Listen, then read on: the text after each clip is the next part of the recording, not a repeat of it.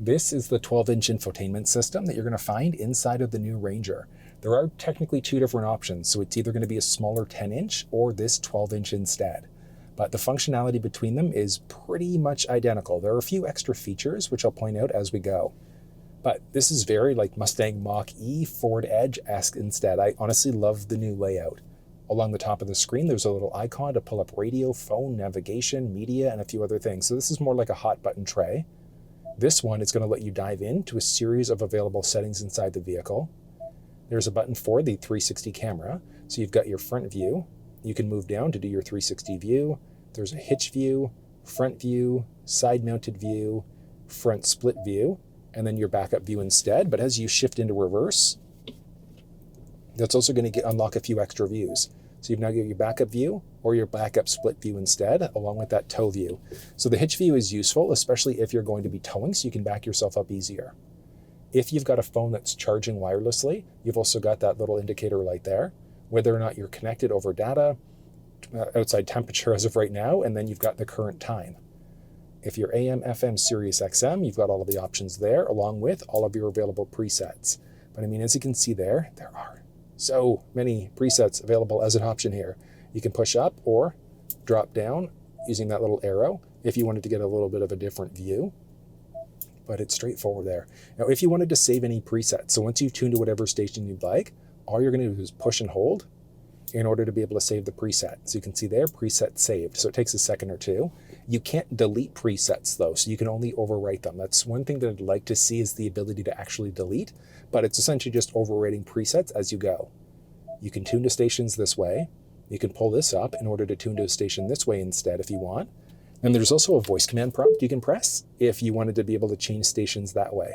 And that voice command prompt lets you do other things like change songs, radio stations. You can navigate using your voice. You can change the climate control using your voice as well.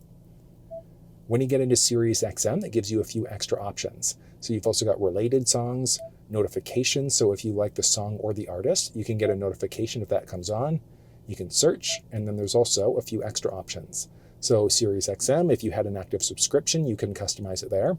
You can personalize a tiny little bit, so creating a unique listener for extra SiriusXM favorites, listening history, and things like that. Then there's a series of preset rows. I usually recommend going for the maximum 6, but that's a matter of preference and how many presets you typically have inside your vehicle. But I mean, look at that. So many presets that are available, and like a mix of AM, FM, SiriusXM that are available. When you get into your AM, FM, same idea, there are a few basics that you're looking at, so your preset rows, radio text, and things like that. But that's the basics of using your radio. Like, there's nothing crazy there. I did mention, so you've got the option for USB as well. So USB, where you can see all of your available songs, which is a nice change. You can search, you can skip, shuffle, whatever the case may be. Kind of useful. And I do like that it kind of disappears into this kind of subscreen, and then you can kind of go up and down this way instead. It's pretty neat. Let's get rid of that USB device. All right, and from there, you've also got adding in a phone. So I guess let's go through and set up a phone. I'm going to start off on the iPhone side of things. And from here, all you're going to do on your phone is pull up your phone's Bluetooth and add a device. Search for your vehicle on your device and select it once it is found. Ford Ranger. Confirm that the pin displayed on Sync matches the pin displayed on your device. Pins match up. Now, this isn't my car, so I'm going to say don't allow to that one. And it should For just your take a second. safety, please stay alert to changing road conditions and use Sync's voice-activated features while your vehicle is in motion. Oh, there we go. Yeah, you can adjust that volume too, which is kind of useful. So go up and down from there. So you can close off 911 Assist. I always recommend turning on. And the reason why is because of this. If you're ever in a serious crash, it's automatically going to dial 911 for you. But one awesome thing about this new Sync4 screen is that Apple CarPlay and Android Auto are wireless. So let's go ahead and use CarPlay right now. Going to hit finish, and you have to make sure that you enable it through this screen. It says download failed for the contacts because I selected no initially. And it should just take a few seconds there, and we are fully connected. That's nice. Now, it's not obviously full screen, but this is as full screen as it's going to go. So you'll still have your hot button tray along the very bottom, climate control down that side. But that's actually a really solid setup. I like it. You can push there in order to get to a little icon view if you want to, and swipe across, but that is extremely responsive in comparison to last year's model. That is amazing. So, I mean, as you can see there, you've got a mix of things. So you've got YouTube Music. It doesn't support video playback. Unfortunately, I'm like, oh, fingers crossed. I would have loved to have seen it, but it's not available right now. But you can swipe across to get to this little split screen. So you've got which map was open last, search box, if you had audio playing, and then if you have calendar events and things like that coming up. You can push this button to get to your icon view, back to that split view. And like I said, you can just swipe across. Yeah, super responsive. That's great. You've got which map was open last, which audio application was open last, which miscellaneous application was last opened, and then your current connection and battery levels as well, which, yeah, it's useful. There's podcasts that are available. You've got Hoopla, which is a library app. Like, there are so many different apps that are available inside of this thing. Useful. Live One, radio app. Like, there are so many things available. This is great. I love how responsive this thing is. It looks solid. All right, and one other nice thing is that you do have the flexibility to customize the layout a little bit. So on your phone, if you go to General Settings, CarPlay, and then find your vehicle, so we're going for Ford Ranger, you can forget it. You can turn CarPlay off while the phone's locked, and then you can also customize the screen. So let's say if you're a big fan of listening to your podcasts and your audiobooks, you can do a drag and drop, or you can fully remove the ones that have a little minus arrow next to them. Swiping across actually deletes them, but it does save them. So you could add them back in if you wanted to. But if you've customized the layout too much and you're not a fan of what you've done, along the top right of the phone, you've got a reset option. You can reset layout back to the factory default screen there instead. So it is nice that you've got that flexibility. Well, that's nice. It's good. And one cool thing, so you've got your factory navigation. So you could jump into CarPlay to use CarPlay navigation if you want to. You can hop back into CarPlay along the top, or you can use Factory Nav. So you can use Factory Nav while streaming audio if you want to. You don't even have to be hooked up over CarPlay to stream audio. You could just go over Bluetooth, or you could be listening to audio inside of the vehicle. So if you wanted to go that way, you could listen to your radio while you've also got CarPlay running for your maps instead, which, I mean, like I said, very useful. But that's the basics. That's adding in Apple CarPlay. You've got a hot button press to launch back in. And then if you wanted to be able to disconnect, if you go back, you've got your phone list there, the iPhone that I've connected, and you can select it this way instead. So let's say if you wanted to be able to hook up just over your phone for Bluetooth for audio and phone calls, you've got that flexibility. So you can kind of do a mix and match there. So when you're connected to CarPlay, these are going to work regardless, but you can't use these two options with CarPlay enabled. So it's essentially either of these two with this as an option. And then there are some additional settings to manage contacts. You can mute audio, notification warnings, and things like that. But that's how you set up an iPhone inside of the Sync4 screen in the Ford Ranger. Setting up an Android is the exact same process. So if you weren't on the screen, let's say you were back home, let's exit out. All you're going to do, push this little icon there. And I guess technically you could even go for the home screen there and go phone. And then phone is actually going to reconnect to the iPhone that I've already connected. You can swap out devices though if you've got another phone connected already. But you're just going to your phone list at the end of the day. And you're just going to add in a phone. Search for your vehicle on your device and select it once it is found. There we go. All right, so it wants to sync up, so I'm just going to go connect.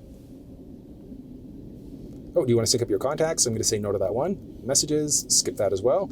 Just didn't realize that Android Auto was going to be such a useful feature. And devices set up. Perfect. We're done. Do you want to use Android Auto? Let's enable that one. So wireless Android Auto and Apple CarPlay support. It's going to take a second there. Connecting and connected.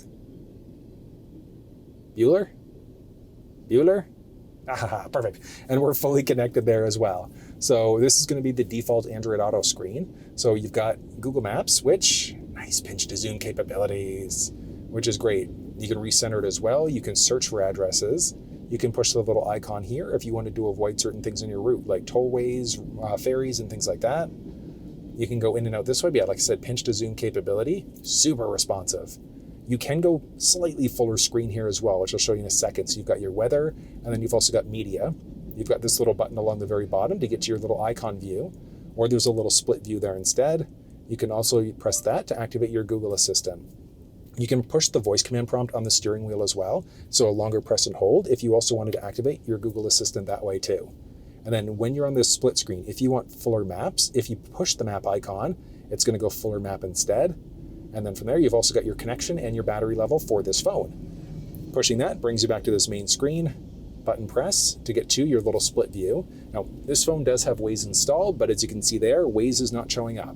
So I have put together a little video explaining how to actually add Waze to Android Auto if it's not working. You can find that walkthrough video down in the description of this video. But I mean, it's straightforward. You can jump back to the forward home screen there by doing that, hop back into Android Auto there instead if you want to. Then you've also got the flexibility to customize the screen a little bit. So on your phone, you're going to search for Android Auto, specifically looking for Android Auto settings. And once you're there, you can look at previously connected cars, customize the launcher. You've got Google detection and so many other things. But what we're looking for is the ability to customize the launcher. So if you go back to this little icon view, you can do a press and hold there if you wanted to be able to adjust this. So you just do a press and hold in order to either delete things if you want, or you can just do a press if you wanted to be able to add them back in along the bottom there. So if you wanted your calendar back in, you could do that. But it's not dynamic like it was on the iPhone side of things. You actually have to get out of Android Auto. So we're going to go and let's go to our phone list. Android, we're going to just disconnect from Android Auto. That's all you have to do. Reconnect to Android Auto. Perfect. There we go. Launching in. And if we go back to our little view there, the changes that we've made have now come into effect. So that's one thing about the Android Auto set. Like I said, it's not dynamic, but you just disconnect, reconnect, and Bob's your uncle. And that's how you set up an Android and iPhone in the vehicle. But if you connect back through and go to your phone list, one thing that I love about this vehicle is that you can do a mix and match. So let's say if you wanted to have one phone connected for phone calls and the other connected to audio, you can do that. So you've got the flexibility to kind of do one or the other. There we go. So we've got one connected for phone, one connected for media. So beneficial there if you've got all of your audio on one phone and you want to have your phone calls go to another. So you can kind of do a mix and match of these four. It's either Android Auto or Apple CarPlay on one phone. You can't do them both simultaneously. And then if you wanted to delete the phones, all you're going to do is hit the little trash icon there and delete. So I'm going to trash and delete. And you're set to go. And that's that easy setting up Android and iPhone devices inside of the Sync4 system in the Ranger. Okay, and that's the basics of adding in a phone. Next up is going to be navigation. Now, one thing, I don't think it's going to work. Okay, so I can't actually add in an end destination in this thing, and the reason why is because it's a connected navigation. So the connected built-in nav, you actually do have to set it up through the FordPass app on your phone. So whether that's Android or iPhone, in order for it to actually work. But without it actually set up, one cool thing is that I think we could just select through and just push a random area. Yeah, so I can at least show you that this basics will work. Laws. Be alert and use voice commands while driving. Oh, did I just figure out like a little backward way in order to make it? Yeah. Route. And can I search for an address? Yeah, perfect. All right. Little hack there. Okay. And then if you wanted to search for another address, you could search along the top there. So let's actually look for a Tim Hortons. Perfect. And we're just going to grab one that's a little bit further away and selecting through. Now that's cool. So you can either add it as a waypoint if you want to. You can replace the trip. So if you wanted to go to Tim Hortons first before your end destination, you can do that. You can save it as a favorite, or you can replace the trip with this one instead. If your phone was connected with the number available, you can also call if you'd like to, and then just hit go. Please drive to highlighted route. And there we go. You've got your search icon there if you wanted to add in multiple waypoints. So if you've got a long destination, you're taking a 1,000-kilometer trip, you can go that way in order to add in multiple addresses. You can change up your heading this way. You could push this to see your overall route, end destination, back to the middle. You can also rotate yourself that way instead if you wanted to. Button press in order to be able to go to this other address. Back home, and there we go. Straightforward to use this thing though. This is nice. Super responsive. I do like that you've got factory navigation, but as I mentioned, so you've also got the option of using Google Maps, Apple Maps, or Waze if you'd like to. Along the very bottom, you can also see what's going on for your data. So do you want to have your current location, distance to the end destination, arrival, and a few other things, and just close out from there. Hitting this is also going to give you your GPS coordinates. So very useful if you're going off-road and you end up getting stuck, getting lost, whatever the case may be. You've got your available coordinates there. You can find out, well, this is new, police stations, fuel stations, and a number of other things. That's actually really neat. I like that from a safety perspective. You've also got your current distance to empty there, so you can kind of customize the tray layout if you'd like to. And then pushing this little button is going to give you a few other options. So you can see what's up ahead, exit services, where are you? You can cancel the route, look at the overview, or go to additional settings. And this is where there's quite a few things. So let's point out the important ones. So you can see, installed maps. That's useful. So if you're going different places, you can see what maps are available. Guidance options, guidance prompts. So as you come to an upcoming turn, do you want a voice prompt or strictly a tone letting you know? Junction view, as you're getting off, so let's say if you're on the highway and it's potentially going to take you off route, it's going to kind of zoom in and let you know that there are turns available if you're going straight, etc. Auto zoom during guidance. As you get to a turn that you have to make, it's going to zoom in automatically for you and then zoom back out after you've made that turn. Do you want the fastest distance, the shortest distance, or the most eco-friendly route instead? And then smart trailer navigation. So if you're pulling a trailer, it's going to go more on trailer-friendly routes instead. Do you want to avoid certain things on your route? So if you wanted to avoid U-turns, highways, toll roads, trains, ferries, 4x4 routes, there are so many options. And then there's also custom avoidances. Ooh, what's that? So you can avoid either an area or a specific road. So if you've got a neighbor that's a pain, you can get around that neighbor. That's funny. I like that. And then additional settings. Let's see. You have got some additional search options. Yeah, there we go. Coordinate format. So you can search by GPS coordinates. And how do you want to be able to search? Traffic options. Do you want to show traffic? Do you want to get traffic alert? And then this one, if you want to optimize the route. So it's essentially like using Waze, where it shows you the faster route that's available. And that's going to be done automatically. So if a faster route's available because of an accident or traffic, it can reroute you there. All right, and notifications. I don't know why I don't just keep on going back instead, but you've got a series of different notifications that are available. So if you're coming up to red light speed cameras, hills ahead, narrow roads, and things like that. Nope, just did that. Basic user data, clear trip log. So if you're selling your vehicle, lending your vehicle, don't want people to see your previous destinations, you can clear all of your previously done destinations as well. And then you can exit out. Cancel the route along the very top, and then you can also search for the route there as well. Well, that's interesting. When I first pulled this up, this actually wasn't showing, and it is now. No, here nor there. So now we can look at previously done destinations. So you've got the options there. You could click back through in order to go back to it, or you can delete if you wanted to. So all of them, I think, can we swipe? No, we can't.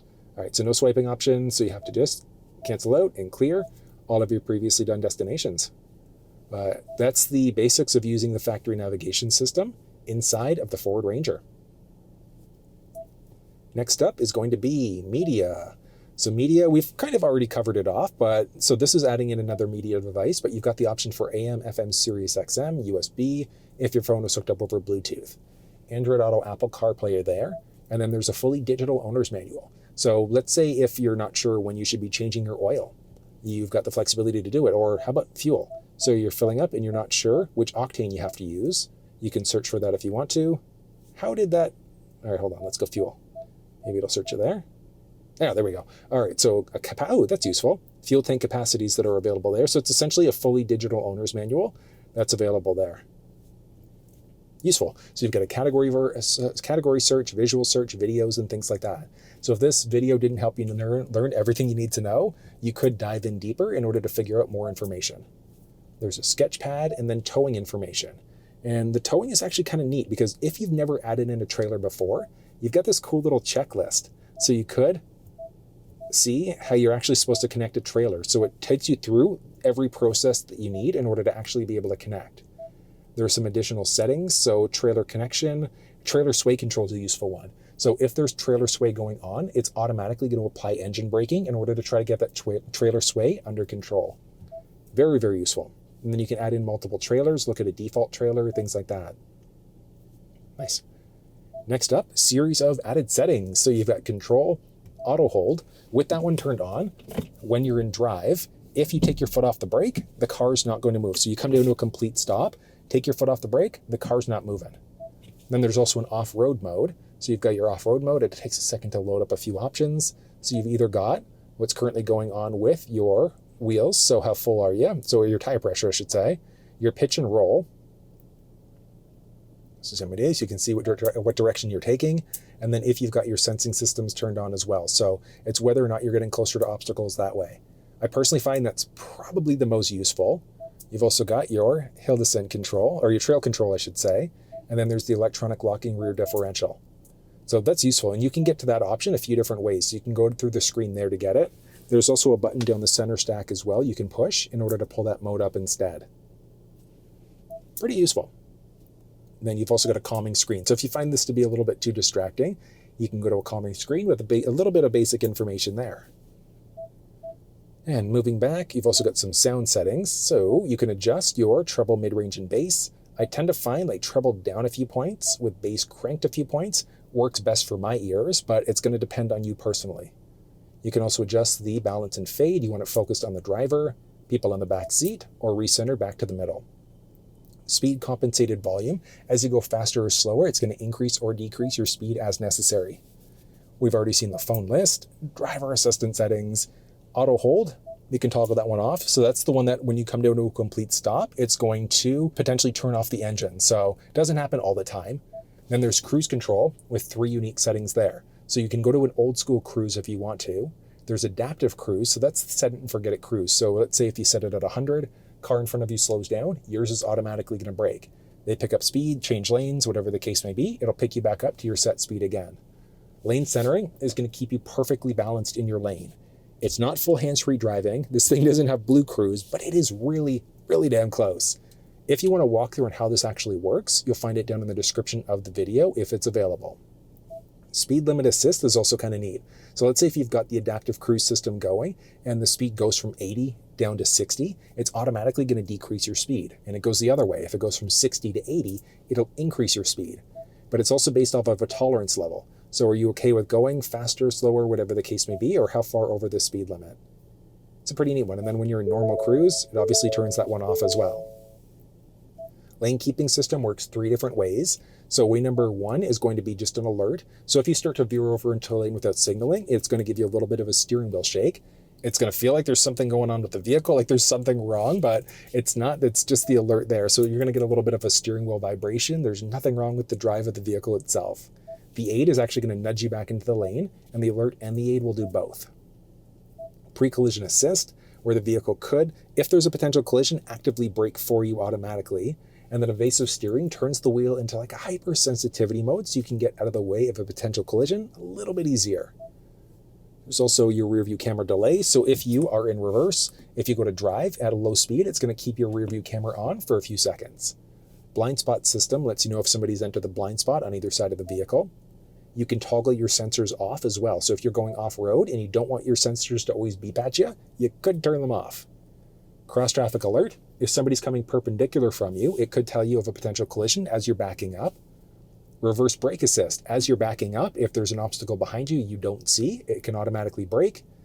And then driver alert. If you start to veer over too many times without signaling, it's eventually going to tell you should probably take a break. And you can toggle those safety settings off if you want to. Series of vehicle settings that are available as well. So, first one, vehicle power down timer. So the vehicle's automatically going to turn off, typically after 30 minutes. Rear occupant alert. So when you turn the vehicle off, it's going to tell you to check the back seats. You could toggle that system off if you want to. Key detection alert lets you know if you've got the fob out of the vehicle. Easy entry exit. So in certain trims of the vehicle with the power seats, this is going to it's going to lower the seat and back it up so you can get in and out of the vehicle a little bit easier. Remote start setup. When you're remote starting on the fob, do you even want to be able to do it? And then if you do you want to have the climate control done automatically, or do you want it based off of your last settings? Do you want the vehicle to determine if the heated seats and steering wheel are going to come on? And how long do you want the remote start to last? So 5, 10, or 15 minutes. And then there's also windows. So you can use the fob in order to open and close the windows. So let's hop outside and I'll show you how these things work. So first one I guess I'll show you is remote start. In order to do it, you press the lock button once, circle button twice. You can see there, we're started up. In order to cancel the remote start, you press that circle button there once. But one thing I do like is how this thing has power folding side view mirrors now as well. The Keyfob also has a few extra tricks, so you can use the fob to roll the windows down and back up again. In order to roll them down, you press the unlock button twice, and on the second button press, you're going to hold. So you're going to go 1, 2, and hold. Down they go. You can press the lock button to pause them part way, and then to restart the process, you do the same thing. So unlock twice. Once they start rolling down, you can release, and down all 4 of them go. And then rolling them back up is also a straightforward process. So you press the lock button twice.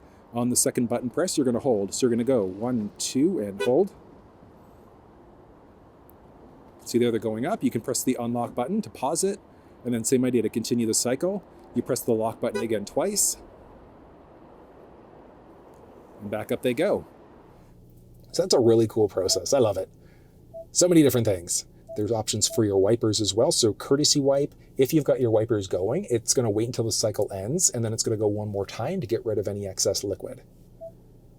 Basics for lighting, auto high beams. So when you're in the auto mode, auto high beams means that if the vehicle recognizes it, it's going to turn your high beams on.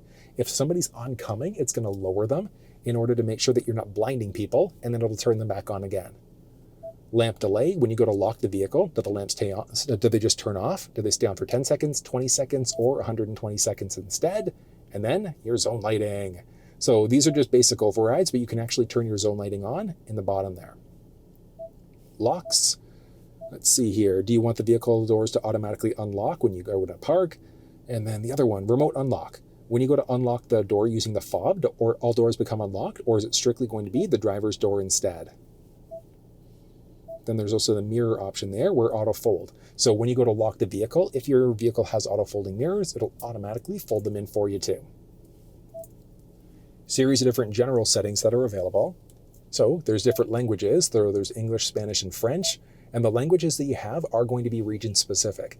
I'm in Canada, which is why we have the primary 3, but that's going to be different if you're in Europe. Celsius or Fahrenheit for your measurement units. Do you want to be either miles per gallon? Do you want to be liters per 100, kilometers, liters, whatever the case may be? And then as you change some of these things out, it actually does adjust what's going on inside of the cluster screen as well. Measurement, do you want to be in PSI, kPa, or bar? I prefer PSI myself. Touchscreen beep. If that beeping drives you nuts, you can toggle it off. And then you can reset a few different things. So Ford Pass is the app that's on your phone, so you can boot people off if you want to. Then you can perform a full factory reset. If you're selling your Ranger, you can bring it back to the factory defaults. You can adjust the screen brightness there if you want to, recenter it back to the middle. And then there are 3 different modes here. So this is technically the day mode, so the light mode. So what's going to happen in the auto mode, it's going to flip between either the dark mode or the light mode, just depending on how bright it is outside. That dark mode does look pretty damn sharp though. I like that. And then you've got clock settings there, so you can automatically adjust the clock out yourself if you want. If you prefer that 24-hour military time instead, you've got that flexibility. And then auto time update means that the vehicle's automatically going to set the time based off of your GPS location. I have had some people mention that if you're kind of straddling a time zone, then it might flip you automatically between one or the other constantly. So you can toggle that off if you want to. There's ambient light inside the vehicle, only a single color, but you can adjust the brightness. And then 911 assist, if you're hooked up through your phone and you're in a serious accident, it's automatically going to dial 911 for you. Connectivity options, Bluetooth. That's where you can go in order to change your vehicle name. So under connectivity, Bluetooth, change your vehicle name there. So if you wanted to be Mustang Sally, Bob's Ride, whatever the case may be, you can change it out from there. The vehicle is equipped with the availability for a wireless hotspot. You do need a data-only plan, but you can connect up to 10 devices. So if you wanted to use this as a mobile hotspot, you can set that up. And nothing overly exciting there. Software updates, always recommend keeping that on. And you can also schedule the updates at a certain time. Sometimes the updates might take like 3 or 4 hours. It takes a while to download them and actually install. And that's where doing a custom schedule or certain days and times would definitely come into play. Ford Assistant. There's a voice command prompt on the steering wheel. When you push that, you'd be able to do things like change songs, radio stations. You can navigate using your voice. You can adjust the climate using your voice as well. It's amazing. Like your command list, there are so many things that you can do inside this vehicle. I honestly recommend playing with this setup when you first get your vehicle. As I said, so many things you can do, and being able to adjust climate, like turning on the heated seats, heated steering wheel, adjusting the climate as well using your voice is amazing. And then there are a series of different options available there. You can have it listen for a wake word, and which wake word do you want it to listen for. So rather than pushing the voice command prompt, you can say, "Okay, Ford," and it's going to launch the voice command prompt instead of the voice assistant. So it is pretty useful from that perspective. And let's see here, Ford Assistant. And then advanced mode means you won't get as many notifications when you go to press that or when you use the voice assistant. phone confirmation. Do you want to call such and such person? Yes or no? And then the command list was that little list that pulled up here. So whether or not you want that one showing up is a matter of preference. This thing's also got zone lighting, and you can toggle it on all around if you want to, or simply toggle it off. So very useful if you're working later on at night, and then you can jump into additional settings there, specifically for overriding the lamps, so reverse lamps and things like that. And there's also a valet mode. So you enter in a nice difficult password. Don't use 000, but it locks the screen out with the exception of climate control. So you can still use it, but everything else is dead until you re-enter that 4-digit number again, and it unlocks the screen. It's nice. I like what Ford's done with this. And then climate control settings, like there's a hot button tray along the very bottom there. And then you've also got a series of other options there for climate. So you've got dual zone climate control. Do you want it going to your windshield face feet? Some sort of combination of the above. Heated steering wheel, max AC, dual. So if the passenger side is set to something different, you could also sync it up to whatever the driver's side is. Turn on your heated seats, heated steering wheel with 3 different levels. And then you've also got climate control settings along the very bottom of the screen there as well. So dual zone climate, toggle it on or off. You can increase, decrease fan speed that way. Max AC, or max windshield defroster, max air conditioning, 4-way blinkers, and your air circulation. So it is kind of nice that you've got the flexibility to kind of adjust this out using traditional knobs instead, along with the digital option. But I know that's a lot of information, but that is literally everything that you need to know about the new Sync4A screen inside of the Ford Ranger.